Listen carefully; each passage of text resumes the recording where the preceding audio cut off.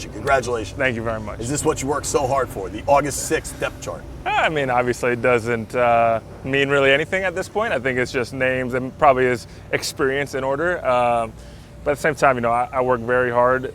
It's a year-round thing for me to be the best version of myself, and if that's how they view me right now, great. If I was 4th, 5th, it wouldn't change my approach to how I'm approaching practices, how I'm approaching taking care of my body. So it really doesn't mean anything. I didn't even know about it, so thank you for letting me know. No problem. But seriously, from when you first talked with us, the Washington media, probably back when you signed, I think it was a Zoom or whatever, you kind of spoke about how, I don't want to put words in your mouth, and I don't know that you said chip on your shoulder, but you very much wanted to show the league you still had a lot left. For sure. I mean, I think chip on the shoulder is fair to say. Okay. Coming off last year, it was miserable in many different areas. But I have a very strong faith. I have a very strong family, and I understand that while I didn't see the picture at the time, I understand that God still has amazing plans for me and my family.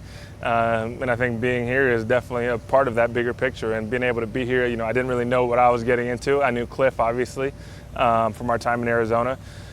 But I really didn't know anything else. And I loved playing in Cliff's offense in Arizona. But the whole entire experience, I was in this division for 9 years, essentially, and you heard the quote-unquote horror stories from this building and this organization.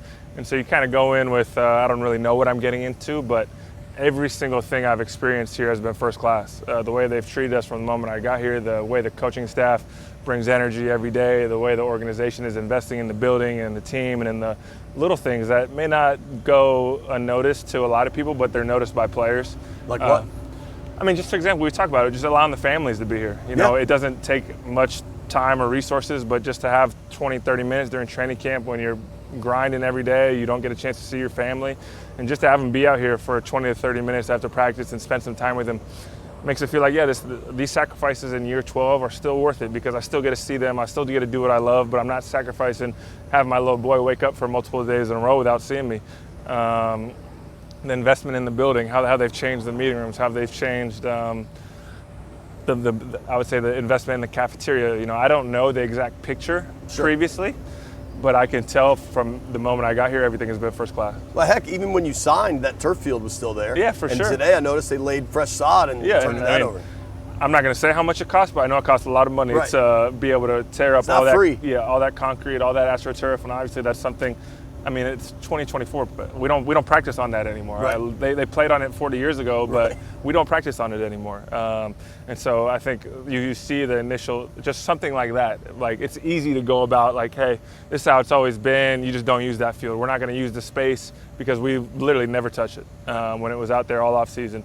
And so now we're getting another grass field just to be able to rotate the fields even more. So whenever we're out there, we're at the very best grass that we're able to play on. Totally. You mentioned your family a few times. Your little boy Madden has kind of become one of the stars of camp. He's hiking the ball to Jaden. He's trying to tackle guys. He's giving out fist bumps, all of it. Yeah. How cool is it for you to watch that kind of through his eyes? Yeah, it's amazing. I mean, I don't think he understands how cool it is maybe right now, but from a dad's perspective, for so long, he'll be 2 on the 11th. So. Just to be able to see him interact with the guys and see him high-fiving Jaden and get pictures. Jaden's going to be playing in 15 years when Madden's going in high school. And we're going to be able to show him high-fiving Jaden when he was 2 years old. And so just the way that people have treated him and just been so welcoming and open with him. And, he's tackling some of these older kids. These older kids have been amazing with him. So it's truly been giving me a great peace, I would say, because – going into year 12, I've accomplished so much in this league. Sometimes going into something, it's like, man, are these sacrifices worth it in that regard when it comes to family? And just being able to have him out here, Julie out here, my mom out here consistently, really just gives me peace that, these sacrifices are worth it, because it's not really, I'm seeing him every day. He's not going home, where's dad? Right. I'm able to get tackled with him at practice. And so just these little things, or something that I'll never forget for sure. He might not even remember it tomorrow, but I'll remember for the rest of my life. Sure. I mean, dude, like, we live it too. I mean, to a much lesser degree. Yeah, for sure. I got young kids, and when we used to go to Richmond versus coming home every night, it's a different feel. Julie, your wife's a star in her own right, obviously. But but she's also kind of a star out here. It looks like that another baby's ready to come any day. Are you guys ready for all that? You have plans in place? Or? We have plans in place. Obviously, going up to New York this week. I need her to really hold down the fort, keep that baby in there. Right. And so Coach Quinn has been very communicative about just, hey, whatever Julie needs right now. I understand your family's got a lot going on, and football is obviously a huge priority of our life, and Julie understands that. She dealt with soccer, professional athletics for a long time. Yeah. But Coach Quinn has just been, hey, whatever Julie needs, whatever Julie thinks is best, you go and support her with whatever you need. So we think we have a good plan. She just needs to keep him in this weekend. Right. Family first, man. New York's not that far. Yeah, exactly. So they'll have a car ready. Right. If she goes into labor. It's about a 4-hour drive. So okay, we got contingencies in place. Okay, good. So back to the football side of this family equation. You talked about knowing Cliff. Yeah. Did he call you? Like, what was when you were like, all right, Washington, because it was before free agency opened. Yeah. You know Cliff's offense. You were cooking in Cliff's offense in 21, I believe, right? 21 and the start of 22. Yeah, 21 and the start of 22. Yeah. How excited are you to get back into it? I mean, the thing about Cliff is that I've had a lot of coaches over the year. Cliff's probably top 2 coaches that have ever believed in me. You know, after the experience, he signed a 3-year deal in Arizona, or he signed a contract extension, and then I signed a 3-year deal, thinking that I was just going to play the rest of my career with Cliff. And then obviously things in the NFL change fast. The NFL doesn't stand for not for long for no reason. Right.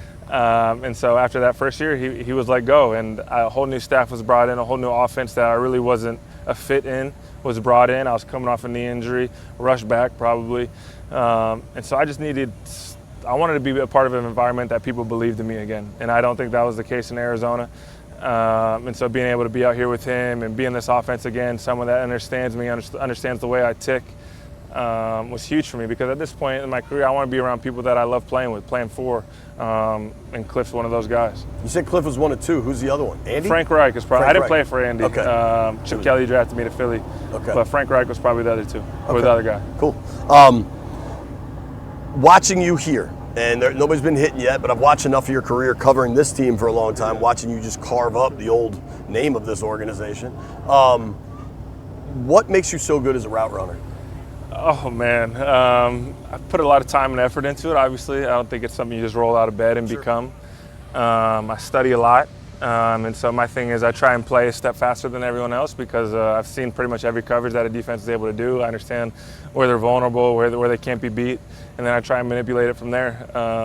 And then I think the technique aspect is something that I've worked very hard at, whether it be with my hands, with my head, deception, with my feet. And so I think it's not just one size fits all route running, and you got to really make it work for yourself. But I feel like over the years I've obviously got a lot of experience at it, and I've had a lot of great coaches that have challenged me to try things. And if I fail, it's like, hey, this is the time to fail. Push yourself to the ultimate limit, and then see where the boundary should be. And I love playing for coaches like that. How can you help Jaden, rookie quarterback? Yeah, I mean, I think Jaden is going to be, a lot of times you talk about rookies, it's like, this guy's going to be really good. And that's not, Jaden is good now. And so with him and me, it's really just talking a lot. We got some reps in the offseason and the OTAs. We're getting more now. But it's really, we're also, whatever rep we have, whether I get the ball, don't get the ball, I want him to understand how I see things.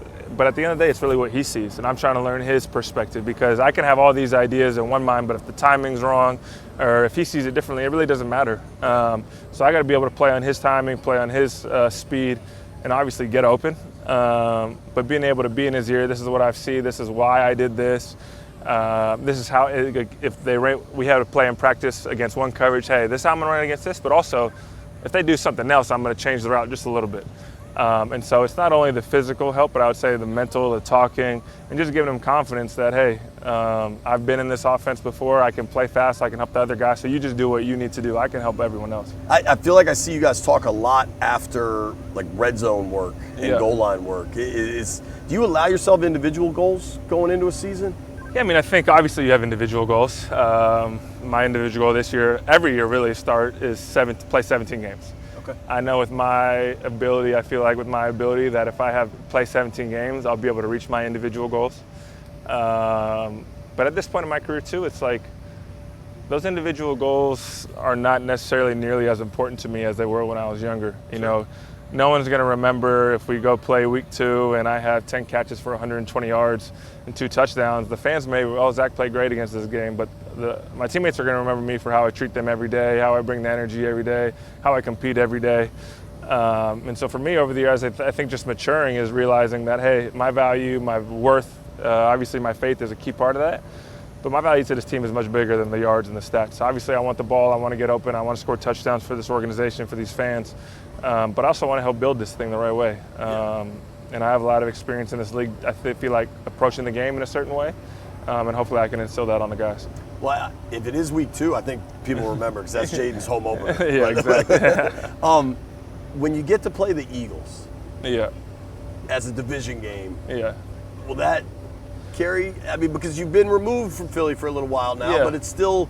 Yeah, I mean, I've played them once already, obviously. So that was in Arizona, and that was obviously a unique experience. It was Thursday night though at the link. I know. I probably could give you a better answer that week. Okay. You know, I think we're a little far removed from that. But at the same time, everyone knows how I feel about the city. Our foundation still does a lot of work out there. And so I probably can't put it into words what it's going to be like.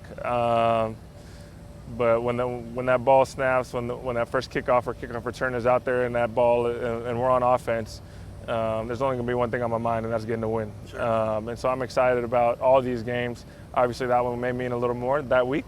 But it's going to be fun. This whole season I'm really looking forward to. I can see it. How do you feel about DC just as a dude, as a dad, as a husband? Like, how do you feel about the DMV so far? You're what, 6 months-ish in? Yeah, probably a little less, but overall, I mean, I've loved it. You know, we've lived in Arizona where it's very dry, dirt everywhere. Being able to be here where it's lush and green, and it's a beautiful place to live for parents with a little kid, a little boy. There's amazing parks, amazing schools. We got down to DC for a date night. Julie and I went to a great restaurant. Nice. So, where'd you go? Imperfecto, I believe it was called. Great spot, Mediterranean food. Awesome. They crushed it. So overall, I mean, I've loved my experience here. That's great. I really appreciate it. There's one thing we just wanted to show you real quick. This is Madden, correct? You should just be able to press play on it. Yeah, I got you. Okay. Yeah, fire away, man. I'm telling you, he's the star of the show. Oh, yeah. Tell us what you're seeing here. Oh, yeah, Madden just being able to be with all the little boys and girls and giving everyone high fives, hugs. Hold on, let's start it from the beginning. Yep. There we go. You see Madden giving everyone hugs, nooks, high fives. I mean, when you get to watch that. Yeah, I mean, it's special. Because you haven't had this in your career. Correct, for all the things you've accomplished. Yeah, it's something that I'll never forget. Just to be able to see his kindness, you know, as a dad, people ask what sport you want him to play and all that. I'm like, I just want him to be, as you know, as a father, you just want your kids to be happy, healthy, treat people the right way. Yeah. He's obviously, I feel like he has a good chance to be an athlete. He throws the ball around. He loves tackling people. But just being able to see him as someone that's treating people the right way, because Julie and I aren't in that video. Right. He's doing it by himself. Just to be able to be around other kids, treat them the right way, that's what it's all about. Very cool, man. Yeah, appreciate you.